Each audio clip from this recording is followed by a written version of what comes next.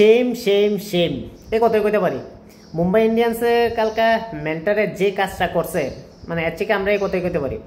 কি কারণ কারণ এক নাম্বার হয়েছে প্রথম থেকে রোহিত শর্মা প্লেইং ইলেভেনে নাই, ইভেন সাবস্টিটিউটের মধ্যে নাই, যেটা খুবই রেয়ার একটা কেস। রোহিত শর্মার একটা মতো একটা প্লেয়ার যে সিঙ্গেল হ্যান্ডেডলি ম্যাচ কিনো যে কোনো টিমের পকেট থেকে সরাই নিতে দেয় এবং ক্যাপ্টেন ভালো এক্সপিরিয়েন্স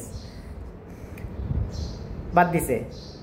যখন মুম্বাই ইন্ডিয়ান্স অলমোস্ট ম্যাচটা জিতবো সেই জায়গায় তিলক বর্মার যে ব্যাটিংটা আসছিল যা দেখলাম স্লো আসছিল, বাট সে কিন্তু সেট আসছিল। ওই জায়গার থেকে তিলক বর্মার যে রিটায়ার্ড করার যে প্ল্যানটা, এটা কিন্তু থার্ড ক্লাস যদি কোনো ডিসিশন হইতে পারে মুম্বাই ইন্ডিয়ান্সের ক্যাম্পেইনে হচ্ছে। এটা কার বদলা করছে? সেন্টনার বদলা, যে একজন part time bowler cum batsman, সেরকম কোনো লেভেলের ব্যাটসম্যান না, তিলক বর্মার মতো না, যে তিলক বর্মা সিঙ্গেল হ্যান্ডেডলি ক্যাপাবিলিটি আছে ম্যাচ জিতানো এবং তার 100 আছে কিন্তু 20-র মধ্যে। আমরা দেখলাম সাউথ আফ্রিকার মধ্যে কী করলো, বাট ওই পজিশন থেকে যে চিন্তাটা করছে, মহিলা জয়বর্ধনে এজ এ ক্রিকেট হিসাবে ভালো এক্সপিরিয়েন্স আছে, কিন্তু তার এজ এ কোচ হিসাবে থার্ড ক্লাস যদি কোনো কিছু ডিসিশন নিতে পারে এইটা।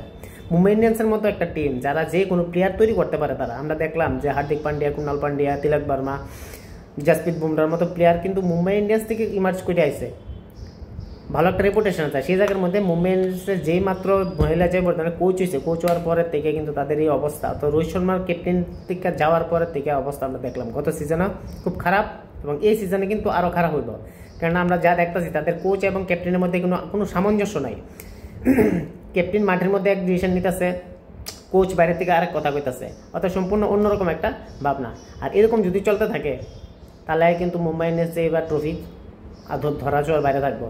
তাছাড়া এই যে থিঙ্কিংটা নিয়ে, অর্থাৎ এই যে কাজটা করছে, এটা কিন্তু সবাই প্রত্যেকটা ক্রিকেটারই কিন্তু বা প্রাক্তন ক্রিকেটার কিন্তু একটা সমালোচনা করছে। আমরা দেখলাম ইরফান পাঠান থেকে দইরা, হরভজন সিং থেকে দইরা, প্রত্যেকে কিন্তু তার সমালোচনা করতেছে, কেননা এটা একটা খুব বাজে একটা ডিসিশন। একটা এতটুকু একটা ভালো একটা প্লেয়ার থেকে এরকম ডিসিশন আমরা মোটেই অ্যাকসেপ্ট করতে পারি না, যেটা মুম্বাই ইন্ডিয়ান্সের ক্ষেত্রে মহিলা জয়বর্ধনে করছে।